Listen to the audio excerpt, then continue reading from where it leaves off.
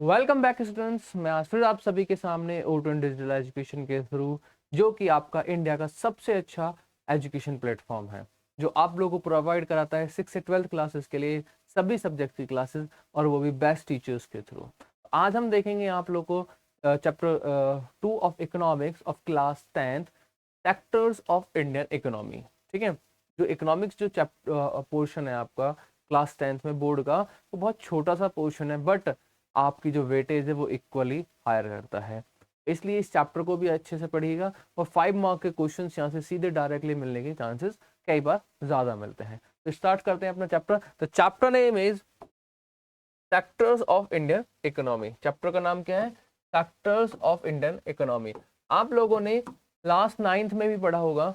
Class 9 में भी हम लोगों ने इकोनॉमी के बारे में पढ़े थे। 3 सेक्टर्स बताए गए थे, primary, secondary and tertiary sectors. ठीक है, उन्हीं को थोड़ा सा एलेबोरेट करके हमें इसमें समझना है, और वहीं से हम अपनी अंडरस्टैंडिंग को एनालाइज करेंगे, हम लोगों ने कितना समझा था, क्या थी चीजें और कैसी थी। अगर आपको समझ में नहीं आया हो वो चैप्टर, और इस चैप्टर में कुछ डाउट्स हो, तो मैंने अभी आप लोगों के लिए 9th क्लास को चैप्टर्स की जो है वीडियो अपलोड कराई गई है, तो आप वहां पे जाके भी उसको देख सकते हैं और अपने डाउट्स क्लियर कर सकते हैं। और जैसा कि हम लोगों ने बताया था आप लोगों के लिए कि हमारे व्हाट्सएप ग्रुप्स पर डाउट क्लासेस बनी हुई हैं, डाउट ग्रुप्स बने हुए हैं, आप हमसे अपने डाउट पूछ सकते हैं, लेकिन आपको अपने डाउट्स बताने पड़ेंगे। सिर्फ ये नहीं है कि सर मुझे डाउट्स है। आपको डाउट है तो आप उन डाउट्स को बताइए, हम फिर उन्हें रेक्टिफाई करके आपको बताएंगे। चलिए अपना चैप्टर स्टार्ट करते हैं। What is economic activities? Economic activities से क्या समझ में आता है? अगर जब हम बात करते हैं ना इकोनॉमिक एक्टिविटी की, तो हमें लगता है कहीं ना कहीं क्या होगा, एक्सचेंज ऑफ मनी होगा, कहीं ना कहीं हमारा जो पैसे का लेन देन होगा। तो उसी तरह से इकोनॉमिक एक्टिविटी का मतलब है, सिंपल वर्ड्स में समझ लीजिए, जहां पे क्या होगा, एक्सचेंज ऑफ मनी या एक्सचेंज ऑफ गुड्स देखने को मिलेगा। चलिए देखते हैं। The activities which are conducted to earn money and called economic. अभी जो मैंने कहा था सेम चीजें हैं, वो एक्टिविटीज जो क्या, जो कंडक्ट कराई जाए किसके लिए, या तो पैसा कमाने के लिए, ठीक है, तो उन्हें हम क्या कहते हैं, economic activities. Some activities are conducted to produce goods and services while some are perform provided. और कुछ ऐसी होती हैं जो क्या करती हैं, गुड्स और सर्विसेज को कंडक्ट कराती हैं, और कुछ क्या करती हैं, कुछ परफॉर्म करती हैं, प्रोवाइड करती हैं कुछ चीजें, कुछ गुड्स एंड सर्विसेज देती हैं, कुछ प्रोड्यूस करती हैं। तो अपना अपना अलग अलग एक्टिविटीज होती हैं, बट सबका आउटकम क्या होगा, वहां पे क्या होगा, आपको बेनिफिट मिलेगा किसमें, इन अ प्रेजेंस ऑफ मनी। ठीक है, पैसा। सिंपल सा खेल है, इकोनॉमी की बात आ रही है तो पैसा तो आना ही आना है, और बिना पैसे के कुछ भी नहीं है। ठीक है, चलिए। Sectors of Indian economic activities on the basis of nature activity. Nature के बेसिस पे primary, secondary, tertiary sectors are economic. Nature मतलब कि हम लोग जैसे फार्मिंग करते हैं, मैन्युफैक्चरिंग करते हैं, और सर्सन सर्विसेज एंड गुड्स प्रोवाइड करते हैं। तो उनका नेचर क्या, कि रॉ मटेरियल आ रहा है सिर्फ यहाँ से, वहां पे सिर्फ मैन्युफैक्चरिंग हो रहा है, और वहां पे क्या हो रहा है, सिर्फ गुड्स एंड सर्विसेज प्रोवाइड करे जा रहे हैं। तो on the basis of their nature हम लोगों ने जो डिवीजन किया है वो क्या है, primary, secondary and tertiary sector, जिसे हम क्या कहते हैं, these are the economic activities, sectors of economy. Primary sector, the sector which goods are produced by exploiting natural resources is called the primary sector।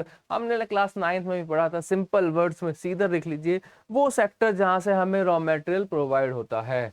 क्या, वो सेक्टर जिससे हमें raw material मिलता है। एक डेफिनेशन तो ये होगी सादा, आसान शब्दों में, सादा भाषा में, क्या, कि जहां से हमें, the sector which provide our the to us the raw matter is known as the primary sector। इसे देखते हैं, the sector which goods produce by exploiting natural resource. क्या वही बात कर रहा है, जो हम कहें नेचुरल रिसोर्स के एक्सप्लॉइट करने से जो हमें चीजें मिलती हैं, हम उन्हें क्या कहते हैं, primary sectors. This sector also call the agriculture and related sector. Simple सी बात है, जहां हमें रॉ मटेरियल मिलेगा तो वहां पे क्या होगा, एग्रीकल्चर होगा। कुछ भी चीज ले लो, देखो, हमें अगर बिस्किट बनाना है तो बिस्किट बनाने के लिए क्या चाहिए, गेहूं चाहिए, और गेहूं के लिए हमें कहाँ से, एग्रीकल्चर फील्ड से मिलेगा। ठीक है, पोहा बनाना है तो राइस चाहिए, सेम एग्रीकल्चर फील्ड से। तो ये है कि जो चीजें एग्रीकल्चर फील्ड से और उससे रिलेटेड चीजें होती हैं, उन्हें हम क्या कहते हैं, primary sector. Example, agriculture, dairy, fishing etcetera, बहुत सारी चीजें जो डेयरी का वर्क होता है, एग्रीकल्चर होता है, फिशिंग होती है, माइनिंग होती है, this all are comes under the primary sector. Secondary sector, the sector in which natural product which we get from primary sector are changed into other form through ways of manufacturing is known as the secondary sector. Simple सी बात है, एक शब्द में, जैसे पहले में raw material याद रखना, तो इसमें कर देना मैन्युफैक्चरिंग द प्रोडक्ट. सिंपल. क्या होगा कि जो चीजें हमें प्राइमरी सेक्टर से मिल रही हैं, हम उन्हें कन्वर्ट कर रहे हैं किसमें, into the goods, into the final goods और गुड्स. ठीक है, और उसे हम क्या कहते हैं, जो मैन्युफैक्चर कर रहे हैं, तो हम इसलिए उसे क्या कहते हैं, सेकेंडरी सेक्टर कहते हैं. थर्ड आएगा आपका टर्शियरी सेक्टर, जो हमें क्या प्रोवाइड कर रहा है, सर्विसेज प्रोवाइड करेगा. लेकिन इससे पहले से देखते हैं, इसे हम इंडस्ट्रियल सेक्टर भी कहते हैं. ठीक है, it is also known as the industrial section. One mark का क्वेश्चन है. Example, yarn, cloth weaving from cloth fibre, sugar और गुड फ्रॉम शुगर केन एटसेट्रा. मतलब जो भी चीजें प्राइमरी में से मिल रही हैं, उन्हें सेकेंडरी में लाके हम क्या बना रहे हैं, एक फाइनल प्रोडक्ट बना रहे हैं. They were known as the final good और गुड्स. अब मैंने यहाँ पे दो चीज कही है, या तो फाइनल गुड्स बनेगा या गुड बनेगा. ठीक है, तो गुड्स का मतलब ये है कि उसने अपनी जो ओरिजिनल फॉर्म थी उसे छोड़ दिया और दूसरी फॉर्म में चेंज हो गया. जैसे हम लोग आयरन ओर लेके आते हैं, वहां से हम लोगों ने एक्सट्रैक्ट करा आयरन को, तो वो मैन्युफैक्चरिंग होगी. अब उस आयरन को हमने एक शेप दे दी क्यूब की. ठीक है, एक सॉलिड क्यूब दे दिया, लेकिन अब उससे भी हमें क्या बनाने हैं, अलग अलग वो बनाने हैं, थिंग्स बनानी है. जैसे बेंच बनानी है, ठीक है, पिलर बनाने हैं, आयरन के जो पिलर्स होते हैं ना बड़े बड़े, वो बनाने हैं. ठीक है, गाटर पटिया के लिए, उसके लिए रेलवेज के लिए ट्रैक बनाने हैं. तो पहले तो हमने आयरन ओर को एक्सट्रैक्ट किया था, आयरन ओर से हमने आयरन को एक्सट्रैक्ट करा. अब आयरन को भी अलग अलग फॉर्म्स दी जा रही हैं. तो इसका मतलब कि ये क्या सारा काम कहाँ हो रहा है, जो आयरन ओर से आयरन को एक्सट्रैक्ट करने से लेके गुड्स से और फाइनल गुड्स तक का, वो किस में हो रहा है, it comes under the secondary sector. वो सब किस में आएगा, सेकेंडरी सेक्टर में आता है, ना कि प्राइमरी में और ना कि टर्शियरी सेक्टर में. ठीक है, तो गुड्स और फाइनल गुड्स जो बनते हैं, वो आपके कहाँ बनते हैं, सेकेंडरी सेक्टर में. इसे इसलिए इंडस्ट्रियल सेक्टर भी कहते हैं. ठीक है, टर्शियरी सेक्टर. ठीक है, sector that have to develop the primary and secondary sector is called the tertiary sector. कह सकते हैं, या तो ये कह दीजिए the sector which provide goods and services, पहला, या ये कह दीजिए जैसे इसमें कहा गया है कि वो सेक्टर जो क्या कर रहा है, डेवलप कर रहा है प्राइमरी एंड सेकेंडरी सेक्टर को. ठीक है, अब इसका एग्जांपल देखते हैं कि जो चीजें हमें प्राइमरी से सेकेंडरी ले जानी है, without the help of tertiary sector we are not able to transport the goods from one place to the another place. ठीक है, क्योंकि गुड्स एंड सर्विसेज में वहीं आ जाएगा हमारा. ट्रांसपोर्टेशन सर्विस किस में आती है, टर्शियरी सेक्टर में आती है. तो बिना टर्शियरी के तो first second primary secondary useless है. It is also called the service sector. Service sector भी कहते हैं. बैंकिंग, ट्रांसपोर्टेशन, हॉस्पिटल्स, स्कूल्स, ये क्या है, सब आपके टर्शियरी सेक्टर में आएंगे. आप लोग मॉल में जाते हैं, मॉल में जाके कोई फोन वगैरह खरीदते हैं, तो वो भी किस में आ रहा है, टर्शियरी सेक्टर की एक्टिविटीज में आ रही है. ठीक है भाई, फाइनल गुड तो फोन तो बन गया, कहाँ बना, इंडस्ट्री में, वहां से जो लेके आया वो टर्शियरी सेक्टर, ट्रांसपोर्टेशन. और वहां पे जो बेचा जा रहा है, वो भी क्या है, वो सर्विस प्रोवाइड की जा रही है आपको. ठीक है, तो उसे भी हम क्या कहते हैं, it is also known as the tertiary sector activities. ठीक है, तो ये चीजें जो है आपकी सेक्टर्स जो थे हमारे, इन्हें ध्यान से याद रखिएगा. ये सेक्टर्स है हमारी इंडियन इकोनॉमी के. चलिए आगे चलते हैं. Comparing the three sector. अब इन तीनों सेक्टर का हम कंपैरिजन देखेंगे. लास्ट ईयर हम लोगों ने सिर्फ इन्हें थोरली पढ़ा था, लेकिन इस साल हमें क्या देखना है, इनका कंपैरिजन देखना है. कैसे? The primary and secondary sector activities interdependent on each other as the good service produced in a one is used to the other sector. Simple सी बात है भाई, तीनों ही क्या इंटरडिपेंडेंट है एक दूसरे के ऊपर. ठीक है, प्राइमरी नहीं होगा तो सेकेंडरी नहीं होगा. ठीक है, सेकेंडरी नहीं होगा तो टर्शियरी नहीं होगा, और टर्शियरी नहीं होगा तो सेकेंडरी नहीं होगा, अब प्राइमरी भी नहीं होगा, क्योंकि सर्विस और गुड्स प्रोवाइड नहीं होंगी. तो तीनों ही क्या है, एक दूसरे से इंटर रिलेटेड है. Goods and services are two types: final goods or intermediate goods. Final goods and services mean those goods and services that are directly consumed by the consumer and are not meant for future production of. Final simple सी बात है, final का मतलब वही हो गया कि सीधा अब उसका क्या होगा, हमारा कंजप्शन होगा, उसका कोई हमारा बीच में उसका इंटरमीडिएट नहीं होगा, कोई दूसरा प्रोडक्ट उससे नहीं बनाया जाएगा। लेकिन इंटरमीडिएट में क्या होगा, उसमें वो क्या है, वो एक बीच की स्टेज होगी कि इसके बाद वो क्या करेंगे, फाइनल गुड्स में कन्वर्ट होंगे। Intermediate goods and services mean those goods and services that are used for the production and the processing, कि वो दोबारा बाद में भी क्या फर्दर प्रोसेसिंग में भी यूज होंगे। जैसे मैंने अभी कहा था कि जैसे हम लोगों ने गेहूं लिया, ठीक है, वो प्राइमरी का हो गया, गेहूं से हमने आटा बनाया, सेकेंडरी का हो गया। आटे से हम लोगों ने बिस्किट बनाए, वो किसका हो गया, वो भी जो आटा है वो क्या इंटरमीडिएट हो गया। ठीक है, यहाँ पे आटा जो है, हम आटे को डायरेक्टली भी कंज्यूम कर सकते हैं, ठीक है, आटे को हम एज अ इंटरमीडिएट भी यूज कर सकते हैं कि आटे से हम क्या बनाएंगे, बिस्किट बना सकते हैं। उसी तरह जैसे मैंने आयरन का एग्जांपल दिया था कि आयरन ओर से हम लोगों ने आयरन एक्सट्रैक्ट कर लिया, सेकेंडरी की एक्टिविटी है। उससे हम लोगों ने क्या बनाया, हमने बेंचेस बनाए, टेबल्स बनाए, आयरन पिलर्स बनाए, आयरन रॉड्स बनाए, ठीक है, और अदर गुड्स बनाए। और आयरन जो आयरन रॉड्स है उनसे भी हम लोगों ने अलग अलग चीजें बनाई हैं, ठीक है। जैसे अब ये माइक है, माइक के ऊपर की जो जाली है ये भी किस आयरन से तो बनी हुई है। इसका स्टैंड, माइक का स्टैंड जो है ये भी आयरन का बना हुआ है। तो ये क्या है, ऐसा तो है नहीं कि सीधा आयरन और से आयरन निकाला और सीधा हम लोगों ने माइक का वो बना दिया, नहीं। हमने पहले इसको एक शेप दी होगी, उसके बाद फिर दूसरी शेप, उसके बाद तब जाके फाइनल हमें इस तरह की शेप मिलती है। तो ये क्या है, जो कि जिसकी जो दोबारा से भी इसके बाद भी प्रोसेसिंग हो सकते हैं, तो हम उन्हें कहते हैं intermediate goods. What is GDP? GDP क्या होती है, ग्रॉस डोमेस्टिक प्रोडक्शन। ये आपकी फुल फॉर्म में भी पूछा जा सकता है, ठीक है, और इवन डेफिनेशन भी पूछी जा सकती है आपकी 2 मार्क और 1 मार्क में। The value of final goods and services produced in each sector during a particular year provide the total production of the sector of that year, and the sum of the production in the 3 sectors gives the call the GDP। कि पूरे साल में हमारा जो final goods and services का जो production होता है उसे हम कहते हैं जीडीपी, ठीक है। पर्टिकुलर टोटल प्रोडक्शन, तीनों सेक्टर्स का जो टोटल प्रोडक्शन होता है फाइनल जो आता है हमारे पास, उसे हम जीडीपी कहते हैं, ठीक है। ऐसा नहीं है कि सिर्फ प्राइमरी सेक्टर का हो गया, नहीं, सेकेंडरी का हो नहीं, टर्सरी का हो गया नहीं, तीनों का जो कंबाइन होकर आएगा हम उसे क्या कहते हैं, एड ऑन करने के बाद उसे कहते हैं हम जीडीपी, ग्रॉस डोमेस्टिक।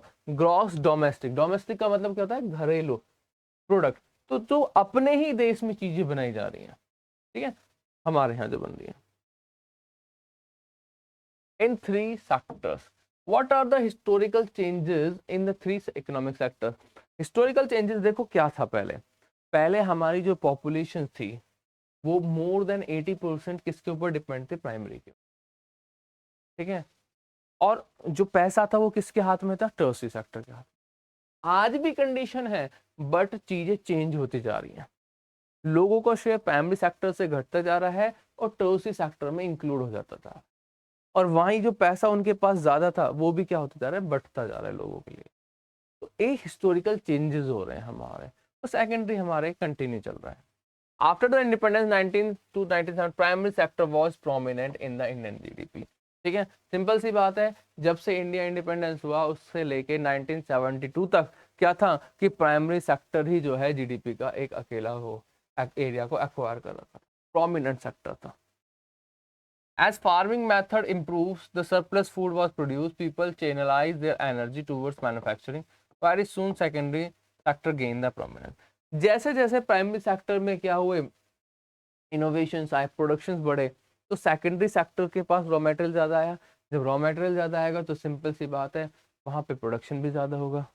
तो कहीं ना कहीं प्राइमरी सेक्टर की जो फेज था वो चेंज हुआ, उससे किसका हुआ, सेकेंडरी सेक्टर का भी हुआ। Because of the development of primary and secondary sector information and IT, trade, transport and tertiary sector gain the prominence। जैसे ही प्राइमरी और सेकेंडरी सेक्टर का वो हुआ, डेवलपमेंट हुआ, तो भैया गुड्स एंड सर्विसेज तो प्रोवाइड कौन कराएगा, टर्सरी सेक्टर। दूसरा आईटी की चेंजेस हुई, ठीक है, इंफॉर्मेशन टेक्नोलॉजी का डेवलपमेंट हुआ। तो ये इन तीनों की वजह से क्या हुआ, टर्सरी सेक्टर में भी एक तरह का क्या की क्रांति आ गई, रिवॉल्यूशन आ गया, वो भी बहुत तेजी से क्या होने लगा, ग्रो होने लगा। लोग टर्सरी सेक्टर की तरफ क्या करने लगे, मूव करने लगे बहुत रैपिडली, ठीक है। In 2011-2012, share of tertiary sector of Indian GDP was approximately 60%। कि 60% जीडीपी का शेयर कौन एक्वायर कर रहा है, आपको टर्सरी सेक्टर एक्वायर कर रहा है 2011 एंड 12 में। तो देखिए कितना हिस्टोरिकल चेंज आए कि जहां पहले आपका क्या था, सिर्फ प्राइमरी सेक्टर था, वहां अब किसका होता चला गया है, टर्सरी सेक्टर उसमें ज्यादा पावरफुल हो रहा है। और जितना टर्सरी सेक्टर पावरफुल होता जाएगा उतनी ही हमारी जीडीपी जो है वो क्या होती जाएगी, इंक्रीज हो जाएगी। वे ऑफ लाइफ, लोगों का स्टैंडर्ड ऑफ लाइफ जो है वो क्या हो जाएगा, इंक्रीज हो जाएगा। किसका, कॉमन पीपल्स का। अब देखते हैं इंडिया में कैसे है। If we compare the Indian GDP from 1973-74, 2013-14, we find dominance of primary sector has shifted to the tertiary sector। कि जो पहले प्राइमरी सेक्टर डोमिनेंस कर रहा था, अब कौन कर रहा है, आपका टर्सरी सेक्टर कर रहा है। ठीक है, rising importance of the tertiary sector in the Indian sectors in production. और टर्सरी सेक्टर की जो वो है क्या कहते हैं इंपोर्टेंस, वो क्या होती जा रही है, इंक्रीज होती जा रही है। आप सिंपल देखिए, पहले कोई कराता था कि अगर हेल्थ इंश्योरेंस कराता था, आज जाके देखिए मोस्टली पीपल्स जो है क्या करते हैं, हेल्थ इंश्योरेंस की तरफ जाते हैं। वो किसका, टर्सरी सेक्टर क्यों जा रहे हैं, क्योंकि उनकी इनकम अच्छी हो रही है। ठीक है, गुड्स एंड सर्विसेज अच्छी प्रोवाइड हो रही हैं। तो ये सारे फैक्टर्स जो हैं आपको किसकी तरफ लेके जा रहे हैं, कि जो टर्सरी सेक्टर का क्या हो रहा है, इनोवेशन हो रहा है, डेवलपमेंट हो रहा है। Over the 40 years between 1973-74, 2013-14, while production in all three sectors has increased to a great extent in the increase most of the tertiary sector। कि 73 से 2013 तक का जो टाइम पीरियड है, जो डिकेड है, इसमें चीजों का इंक्रीज हुई है, सेक्टर का प्रोडक्शन बढ़ा गया, तो जिसकी वजह से टर्सरी सेक्टर में भी क्या आया है, हमारा चीजें इंप्रूव हुई हैं। जब चीजें प्राइमरी में बढ़ेंगी, सेकेंडरी में बढ़ेंगी, तो सिंपल सी बात है टर्सरी में तो ऑटोमेटिक ही बढ़ेंगी, क्योंकि इन दोनों, ये दोनों सेक्टर्स किसके ऊपर डिपेंड है, टर्सरी सेक्टर के ऊपर डिपेंड है। इसमें थोड़ा बढ़ा, वहां पे बढ़ा, इसमें बढ़ा तो इसमें भी बढ़ा। यहाँ पे सिंगल सिंगल बढ़ रहा है, यहाँ पे डबल इंपोर्टेंस बढ़ रही है। तो ये रीजंस हैं, इसीलिए टर्सरी सेक्टर जो है डोमिनेंस ज्यादा कर रहा है over primary sector and the secondary sector. ठीक है, now the tertiary sector has emergence as the largest production sector in the India। It has replaced primary sector in terms of GDP। Simple सी बात है, जब इन दोनों को ये acquire अकेला कर रहा है, तो ये क्या करेगा, बीट कर ही देगा किसको, प्राइमरी सेक्टर को। ठीक है, तो वही हुआ कि जीडीपी में आज जो है प्राइमरी सेक्टर के मुकाबले टर्सरी सेक्टर ज्यादा है। Why the tertiary sector becoming the most important। अब देखेंगे कि टर्सरी सेक्टर इतना इंपॉर्टेंट क्यों बन गया इंडिया के अंदर, क्या रीजन रहे होंगे कि एक सेक्टर जिसकी इतनी ज्यादा वो डोमिनेंस नहीं था, और विद इन 40 to 50 ईयर्स वो इतना ज्यादा डोमिनेंस होता चला जाएगा। पहला, it provide basic services to the people. सबसे पहली चीज तो टर्सरी सेक्टर के अंदर क्या है, लोगों की जो बेसिक नीड्स हैं वो प्रोवाइड की जाती है, जैसे हॉस्पिटल हो गया, पोस्ट ऑफिस हो गया, सर्विसेज हो गए, स्कूल्स हो गए, कॉलेजेस हो गए, ये सब किस में आते हैं, आपके टर्सरी सेक्टर में। Hospital, post office, telegraph etcetera, जो आज के टाइम पे बहुत ज्यादा कॉमनली क्या हर एक बंदे के, हर एक पर्सन के द्वारा क्या की जा रही है, यूज की जा रही है।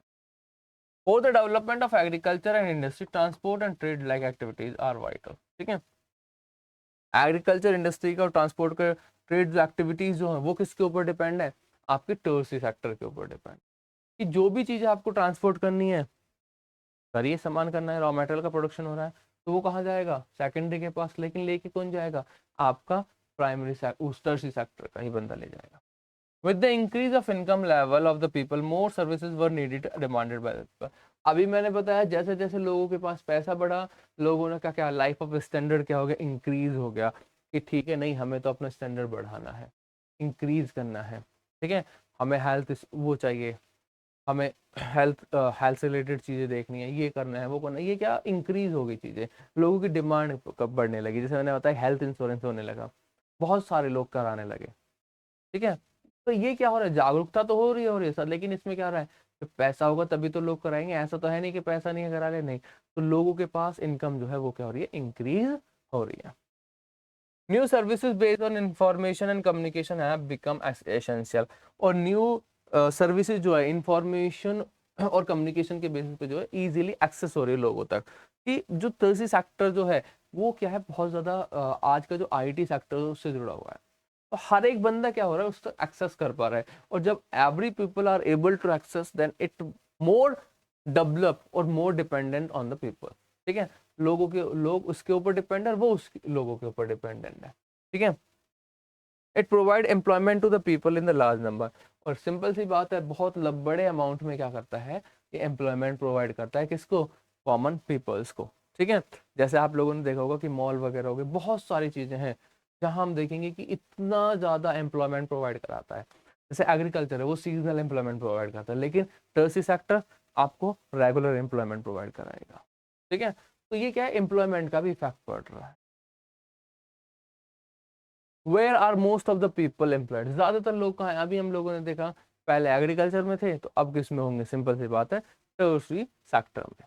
The share of primary sector in GDP of the country was 74% between 1972-73 and 49% in 2011 and 20। देखो कितना चेंज आ गया, 74% से 74% से 49%।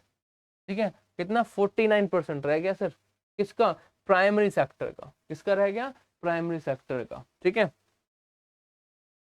in today's age the share of tertiary sector has increased to a great extent and the share of primary sector reduced, yet the greatest number of the people, around the half of the population, engaged in the primary sector। देखो अब भी लोग किस में ज्यादा engage है, primary sector में engage है, लेकिन जीडीपी के ऊपर जो रूल कर रहा है, जीडीपी के ऊपर जो ज्यादा पावरफुल है, वो कौन है, आपका टर्सरी सेक्टर ही देखने को मिलेगा as compare to the primary sector. It simply shows that a disguise unemployment in the primary. और इसका रीजन यही है कि डिस्गाइज अनएम्प्लॉयमेंट देखने को हमें मिलता है, कि जो हम लोगों ने पढ़ा था लास्ट 9th में कि जरूरत हमें कितने लोगों की है, डिस्गाइज अनएम्प्लॉयमेंट का मतलब है जरूरत हमें 5 लोगों की, और वहां पे वर्क कितने कर रहे हैं, 10 कर रहे हैं। हमारा प्रोडक्शन उतना ही आएगा जो 5 भी वर्क करेंगे, बट फिर भी हम उसमें इंगेज कितने कर रहे हैं, 10 लोगों को इंगेज कर रहे हैं। इसे कहते हैं डिस्गाइज एम्प्लॉयमेंट, अनएम्प्लॉयमेंट।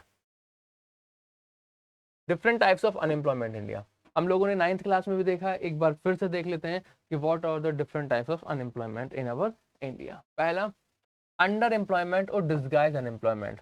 ठीक है, अंडर एम्प्लॉयमेंट और डिस्गाइज अनएम्प्लॉयमेंट।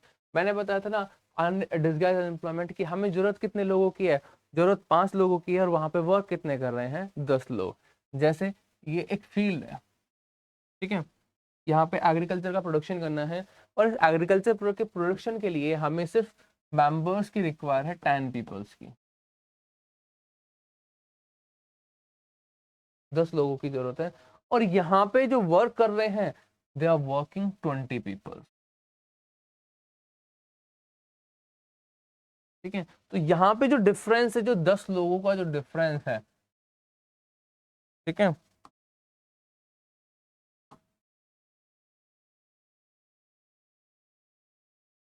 10 लोगों का जो डिफरेंस है, that were known as the disguise unemployment और अंडर एम्प्लॉयमेंट। सीजनल एम्प्लॉयमेंट क्या है, सिंपल सी बात है, सीजनल मतलब सीजन के अकॉर्डिंग, कि भैया धान की खेती का टाइम आया, धान लगाने का, पैडी लगाने का, तो उस टाइम पे मिल गया। धान की कटाई का आया तो उस टाइम पे मिल गया। गेहूं के कटाई का आया तो उस टाइम पे मिल गया। तो इसे कहते हैं हम सीजनल एम्प्लॉयमेंट, अनएम्प्लॉयमेंट, कि एक समय के लिए ही हमें, 1 महीने, 15 दिन, 10 दिन, 20 दिन के लिए हमें टाइम मिल रहा है, काम मिल रहा है, उसके बाद हम क्या फ्री है, तो उसे क्या कहा जाता है, सीजनल अनएम्प्लॉयमेंट। अंडर एम्प्लॉयमेंट और disguise unemployment, a situation where more people are engage than require. अभी मैंने बताया एक ऐसी सिचुएशन जहां पे ज्यादा लोग एंगेज हो उसकी रिक्वायर्ड के मुताबिक। So even if you turn people off, production will not be affected. It is called underemployment. Simple सी बात है, यहाँ से अगर मैं 10 लोगों को हटा दूं और यहाँ पे सिर्फ 10 लोग ही रखूं, तो फिर भी मेरा प्रोडक्शन जो 100 टन था, जो 100 टन था, वो इक्वल रहेगा, ना कि घटेगा, कि 10 लोग घट गए तो 10 टन घट गए, नहीं, वो 100 टन था, 100 टन ही रहेगा। 2 टन था तो 2 टन ही रहेगा। 5 था तो 5, ऐसा नहीं होगा कि वो घटेगा बढ़ेगा। हाँ, लोगों की हम लोगों ने वो मेंबर्स क्या कर दिए, कम कर दिए। Seasonal unemployment, when people are unemployed for a particular season, it is a seasonal unemployment। Simple सी बात है, किसी एक सीजन के लिए लोग क्या कहते हैं, अनएम्प्लॉयड रहते हैं, तो उससे हम कहते हैं seasonal unemployment. when for example if farmers are plugging land only the rabi seasons, they become unemployed for the rest of the season। बहुत अच्छा एग्जांपल दिया यार, मैंने भी आपको भी बताया था कि जब हम पैडी का टाइम वर्क करते हैं, उस टाइम पे जो पैडी को लगाने का जो काम करते हैं वो 2-3 महीने, 1 महीने का काम होता है, ठीक है। उसी टाइम पे उन्हें अलग अलग जगह पे जॉब मिल जाती है, बट उसके बाद वो पूरे साल के लिए क्या रहते हैं, फ्री रहते हैं, ठीक है। नेक्स्ट है आपका how to create more employment, कि हम एम्प्लॉयमेंट कैसे क्रिएट कर सकते हैं, या गवर्नमेंट ने कैसे कैसे एम्प्लॉयमेंट को क्रिएट करा गया, देखा कि भाई ठीक है लोग बहुत ज़्यादा एम्प्लॉयड हो रहे हैं, इन्हें एम्प्लॉयमेंट प्रोवाइड कराना है, तो हम लोगों ने कैसे करी चीज़ें। In short term schemes like MG NREGA 2005 third employment is reserve for, एक क्या करा कि ठीक है लोग ज़्यादा अनएम्प्लॉयड हो रहे हैं, उनके हमें वे ऑफ स्टैंडर्ड और चीज़ें बढ़ानी है, तो हम उन्हें क्या करेंगे, एम्प्लॉयमेंट देंगे, लेकिन उसके लिए हमें कुछ क्राइटेरियाज फिल करने पड़े। तो उसके लिए शॉर्ट टर्म के लिए गवर्नमेंट ने एक चलाई एमजी नरेगा, ठीक है, मनरेगा कह देते हैं या फिर एमजी नरेगा कहते हैं। इसमें 1/3 जो है, 1/3 रिजर्व है किसके लिए, वुमेन्स के लिए। दूसरा है in long term by providing agriculture facilities, ये तो शॉर्ट टर्म का हो गया कि ठीक है हमने अभी एमजी नरेगा क्या है, लास्ट 9th में पढ़ा था, इसकी फुल फॉर्म है Mahatma Gandhi national rural employment guarantee act, Mahatma Gandhi national rural employment guarantee act 2005। इसमें होता क्या है, आपको रजिस्टर कराना पड़ेगा और इसमें फिर आपको वर्क मिलेगा, ठीक है। अगर आपको गवर्नमेंट वर्क प्रोवाइड नहीं करा पाएगी तो वो फिर भी आपको क्या करेगी, पेड करेगी, ठीक है। और ये अलग अलग रीजन्स में अलग अलग बेसिस पे होता है कि कहीं पे वो 250 कराते हैं, कहीं पे 350 कराते हैं, तो वो क्या है, ये जो वेजेस दिए जाते हैं वहाँ के लिविंग ऑफ स्टैंडर्ड को देख के, वहाँ की इन्फ्लेशन को देख के होते हैं, डिसाइड होता है, और उसमें डेज फिक्स होते हैं, उसके अलावा आपको वर्क नहीं मिलेगा।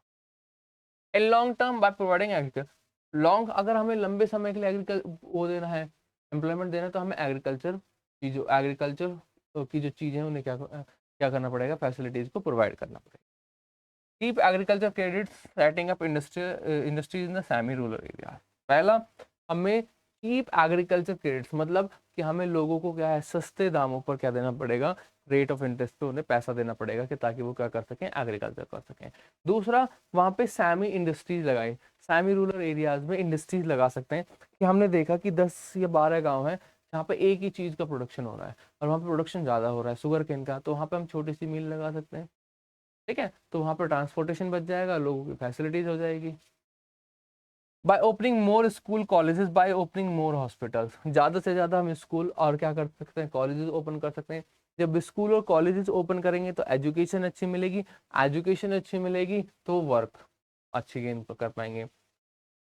बाय ओपनिंग मोर हॉस्पिटल्स, अगर हम हॉस्पिटल्स ओपन करेंगे तो वहाँ पे पहली बात तो क्या होगा, एम्प्लॉयमेंट क्रिएट होगा डॉक्टर के लिए, नर्स के लिए और आपके बाकी स्टाफ के लिए, एज वेल एज हम क्या कर रहे हैं, उन्हें एक अच्छी हेल्थ केयर भी प्रोवाइड कर रहे हैं, और जिसकी वजह से वो लोग क्या कर सकते हैं, एक अच्छा एम्प्लॉय बन पाएंगे in the future. MG NREGA, Mahatma Gandhi national rural employment guarantee act 2005, इसे कहा जाता है एमजी नरेगा, ठीक है।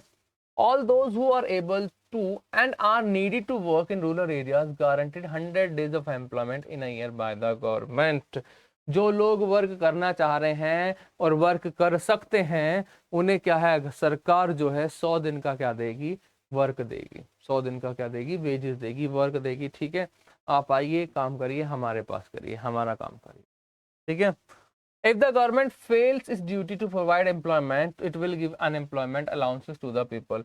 यदि गवर्नमेंट क्या हो जाती है, फेल हो जाती है, आपको 100 दिन का कारण वर्क नहीं दे पाएगी, तो वो क्या देगी, आपको अनएम्प्लॉयमेंट के अलाउंसेस देगी, कि ठीक है आपने वर्क नहीं करा फिर भी आपको क्या मिलेगा, पैसा मिलेगा वर्क करने का।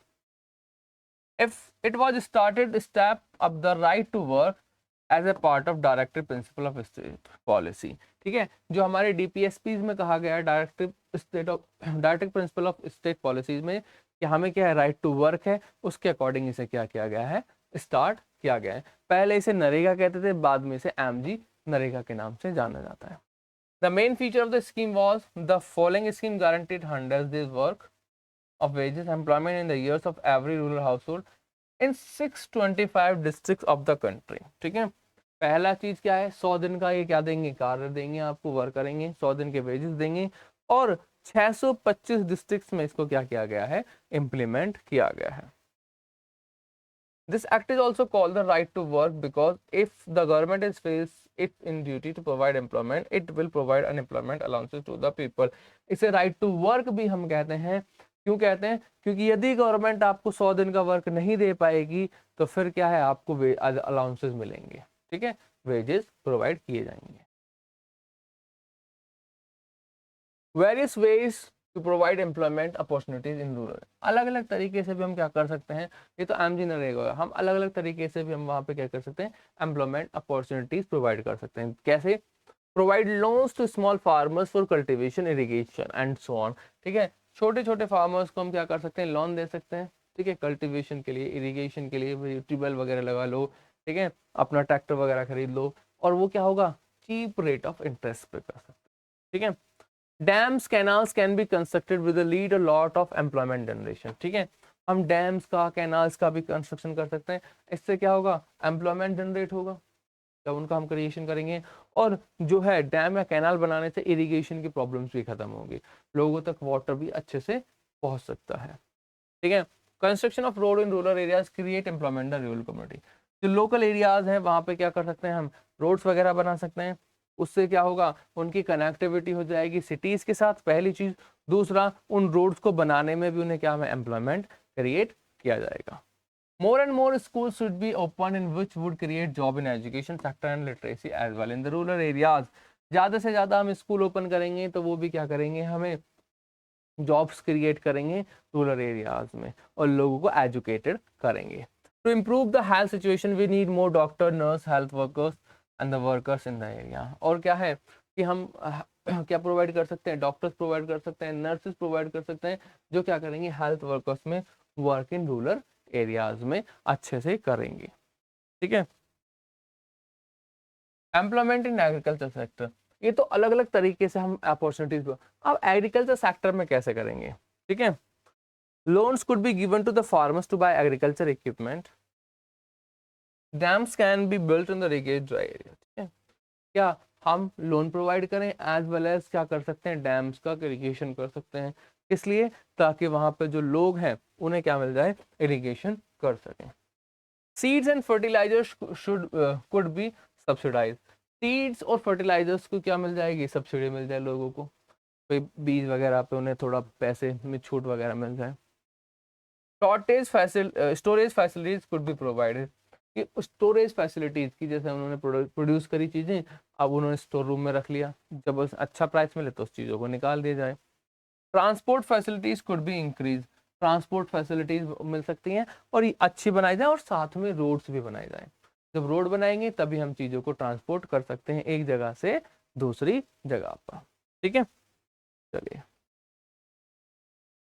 डिवीजन ऑफ सेक्टर्स, सेक्टर का डिवीजन कैसे है, on the basis of working condition how people are employed, sectors of employment divide into organized and the unorganized। Division of sector का मतलब है कि हम लोगों ने लोगों को डिवाइड कर दिया है on the basis of organize and unorganize sector, ठीक है, कि एक तो हो गया ऑर्गेनाइज, दूसरा हो गया अनऑर्गेनाइज सेक्टर, जो उनकी एक्टिविटीज होती है, एम्प्लॉयड जो कहाँ पे होगा।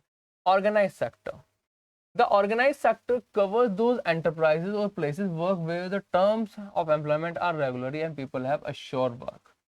वो जगह, वो प्लेसेस जहाँ पे एम्प्लॉयमेंट जो है रेगुलर प्रोवाइड किया जाए और उनके जो assured वर्क है वो उन्हें क्या किया जाए, प्रोवाइड किया जाए। It is called organize because it has some formal process and the procedures. इसमें ऑर्गेनाइज इसलिए कहा जाता है क्योंकि इसमें फॉर्मल वे है, फॉर्मल और इनफॉर्मल सेक्टर्स भी हमें आगे देखने को मिलेंगे। Public and private, sorry, these enterprises are registered by the government and have to follow the rules and regulation formed under various laws like minimum wages act and factories act, ठीक है। और ये क्या रजिस्टर होंगे किसमें, government के अंदर में, और ये फॉलो करेंगे फैक्ट्रीज लॉ को, मिनिमम वेजेस एक्ट वगैरह को, और इन सबको क्या करेंगे, फॉलो करेंगे। अनऑर्गेनाइज सेक्टर्स जो इसके अपोजिट हो, क्या है, unorganize sector is sector which not covered registered with the government, पहला रजिस्टर्ड ही नहीं होंगे, ठीक है। This sector is characterized by small scattered units which are largely outside the government control and the interference। और ये क्या बहुत छोटे छोटे फैले हुए हैं और गवर्नमेंट के कंट्रोल में भी नहीं देखने को मिलते। Workers here get low wages and there is no provision for overtime and the paid off holidays। और यहाँ पे वर्कर्स को क्या है, लो वेजेस मिलेंगे, कोई ओवर टाइम नहीं मिलेगा, कोई हॉलीडेज नहीं मिलेंगे, वो सब चीजें प्रोवाइड नहीं की जाती यहाँ पे। अब डिफरेंस देखते हैं इनका, सिंपल डिफरेंस पूछे जाते हैं आपसे, 3 मार्कर में पूछ सकता है, 2 मार्कर में पूछ सकता है, 5 मार्कर में पूछ सकता है। पहला, फिक्स वर्किंग आवर ऑर्गेनाइज, ठीक है, फिक्स है 8 घंटे, 6 घंटे, 5 घंटे, ये फिक्स है। लेकिन जनरली अगर हम देखें तो गवर्नमेंट में सिर्फ 8 घंटे का होता है।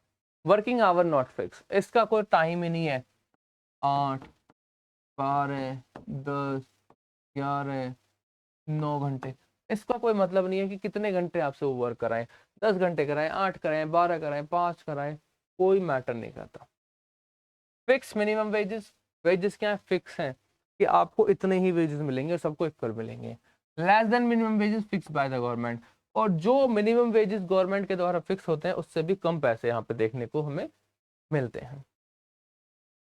सिक्योर एम्प्लॉयमेंट, अनइनसिक्योर, ऑर्गेनाइज में सिक्योर है भैया, आपको नहीं निकाल सकते।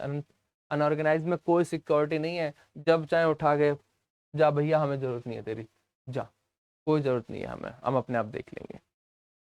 एंजॉयबल वर्किंग कंडीशन, एंजॉयबल होती है लेकिन यहाँ पे कोई नहीं होता, ऐसा कुछ नहीं है। Working condition not up to the mark, condition जो प्रोवाइड की जाती हैं वो अप टू द मार्क नहीं होती। कई बार ऐसी प्लेसेस हो जाती हैं कि सैनिटेशन नहीं होता, ठीक है, अच्छा वर्क देखने को नहीं मिलता, या फिर जो आपके ऑनर्स होते हैं, जो मालिक होते हैं, उनका आपके प्रति जो व्यवहार वो ज़्यादा अच्छा नहीं मिलता, एक्सप्लॉयटेशन देखने को मिलेगा।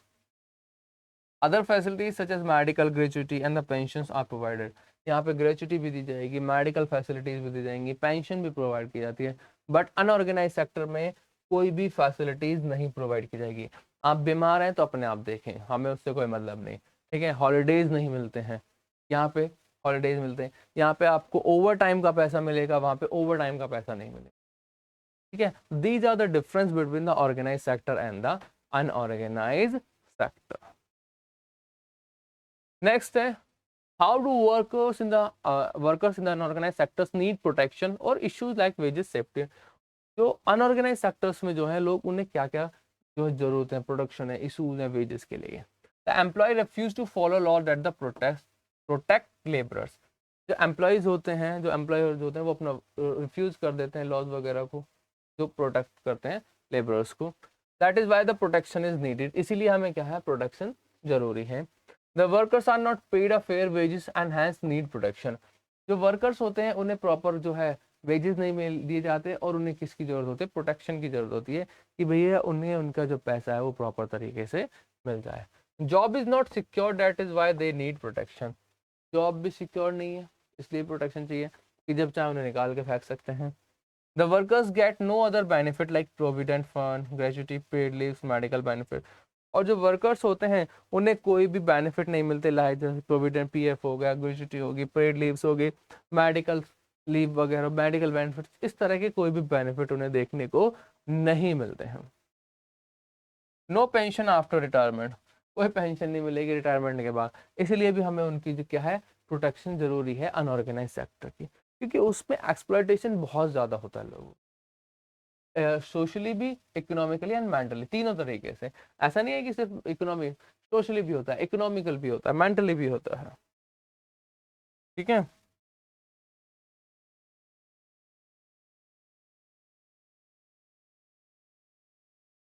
How the protect the workers under the unorganize, ये हम लोगों ने देखा कि क्यों जरूरत थी, अब हम उन्हें कैसे प्रोटेक्ट कर सकते हैं।